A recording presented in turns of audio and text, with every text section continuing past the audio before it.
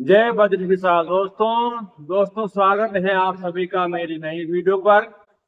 यदि उससे पहले अभी तक आपने मेरे चैनल को सब्सक्राइब नहीं किया अथवा आप पहली बार मेरे चैनल पे हैं तो शीघ्र ही सब्सक्राइब कीजिए। साथ ही बेल आइकन का बटन अवश्य दबाएं। इससे क्या होता है कि जब भी मैं अपनी कोई नई वीडियो अपलोड करता हूं तो शीघ्र ही आपके मोबाइल स्क्रीन की नोटिफिकेशन प्राप्त हो जाता है और आपको सबसे पहले मेरी वीडियो को देखने का सौभाग्य प्राप्त होता है।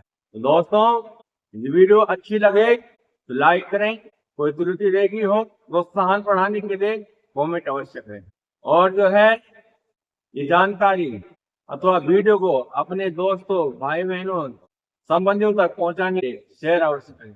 दोस्तों, शुरू करते हैं आज की नई वीडियो को। धर्मराज युधिष्ठिर कहने लगे हैं, भगवान मैं आपको कोटि कोटि नमस्कार करता हूँ। अब आप कृपा करके चैत्र शुक्ल एकादशी का महात्म्य मुझसे कहिए। श्री कृष्ण कहने लगे कि हे धर्मराज, यही प्रसंग एक समय राजा दिलीप गुरु वशिष्ठ जी से किया था।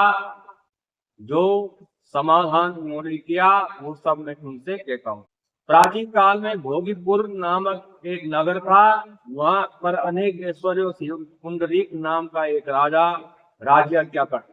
भोगीपुर नगर में अनेक अप्सरा, किन्नर तथा गंधर्व वास करते थे। उनमें से जगह ललिता और ललित नाम के दो स्त्री पुरुष अत्यंत वैभवशाली घर में निवास करते। उन दोनों में अत्यंत स्नेह प्रेम था, यहाँ तक कि अलग अलग हो जाने पर दोनों व्याकुल हो जाते। एक समय पुंडरीक की सभा में अनेक गंधर्वों सहित ललित भी गान कर रहा था। गाते गाते वो अपनी प्रिय ललिता का ध्यान आ गया और उसका स्वर भंग हो, जिस कारण गाने का स्वरूप बिगड़ गया और ललित के मन में भाव जानकर करकोट नाम नाग ने पद भंग होने का कारण राजा से कह दिया। तब पुंडरीक ने क्रोध पूर्वक कहा कि तुम मेरे सामने जाता हुआ अपने स्त्री का स्मरण कर रहा है, अतः तू एक कच्चा मांस और को खाने वाला राक्षस बनकर अपने किए कर्म का फल भोग। पुंडरीक के श्राप से ललित उसी क्षण महाकाय विशाल राक्षस हो गया।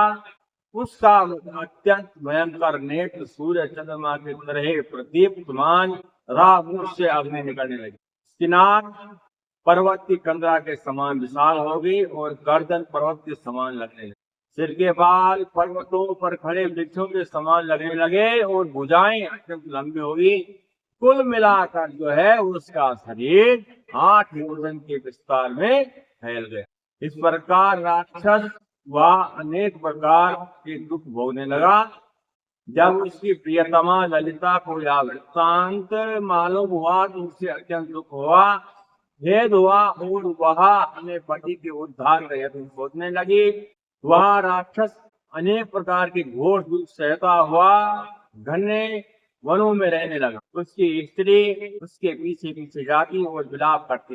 एक बार ललिता अपने पति के पीछे पीछे घूमती हुई विंध्याचल पर्वत पर पहुंच गई, जहां पर उसने श्रृंगी ऋषि का आश्रम देखा। ललिता शीघ्र श्रृंगी ऋषि के आश्रम में गई और वहां जाकर विनीत भाव से प्रार्थना करने लगी। उसे देखकर श्रृंगी ऋषि बोले कि हे सुभगो, तुम कौन हो और यहाँ किस लिए आई। ललिता बोली कि है मुने, मेरा नाम ललिता है। मेरा पति राजा पुंडरीक के श्राप से विशाल काय राक्षस हो गया है। इसका मुझको महान दुख, उसके उद्धार का कोई उपाय बताइए। तो श्रृंगी ऋषि बोले, हे गंधर्व कन्या, अब चैत्र शुक्ल पक्ष एकादशी आने वाली है, जिसका नाम कामदा एकादशी, और इसका व्रत करने मात्र से मनुष्य के सभी कार्य सिद्ध हो जाते हैं। यदि तू कामदा एकादशी का व्रत कर उसके पुण्य का फल अपने पति को दे तो वह शीघ्र ही राक्षस से मुक्त हो जाएगा और राजा का श्राप भी अवश्य में शांत हो जाएगा। मुनि के ऐसे वचन सुनकर ललिता ने चैत्र शुक्ल एकादशी आने पर उसका व्रत किया और ब्राह्मणों को अपने व्रत का फल अपने पति को देते हुए भगवान से इस प्रकार प्रार्थना करने लगी, हे प्रभु, मैंने जो यह व्रत किया है इसका फल मेरे पतिदेव को प्राप्त।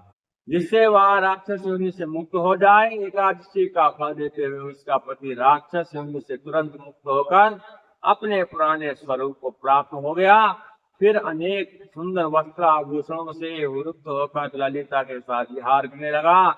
तत्पश्चात वे दोनों विमान में बैठकर स्वर्गलोक में चले गए।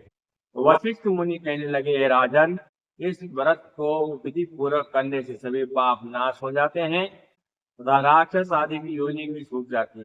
संसार में इसके बराबर कोई और दूसरा व्रत नहीं है। इसकी कथा पढ़ने या सुनने से वाजपेयी यज्ञ का फल प्राप्त होता है।" तो दोस्तों, यदि वीडियो अच्छी लगी हो लाइक करके, और साथ ही कोई त्रुटि रह गई हो तो प्रोत्साहन बढ़ाने के लिए कमेंट अवश्य।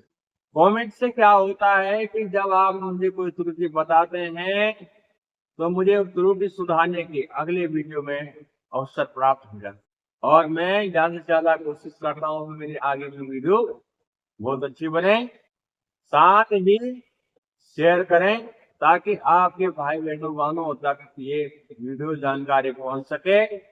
और जो है, यदि अभी तक आपने इस चैनल को सब्सक्राइब नहीं किया, शीघ्र सब्सक्राइब कीजिए और बेल आइकन का बटन अवश्य दबाइए। उससे क्या होता है कि जब भी मैं कोई नई वीडियो अपलोड करता हूँ तो शीघ्र ही आपके मोबाइल स्क्रीन पे वहाँ नोटिफिकेशन के रूप में प्राप्त हो जाता है, और आपको सबसे पहले मेरे वीडियो को देखने का सौभाग्य प्राप्त हो।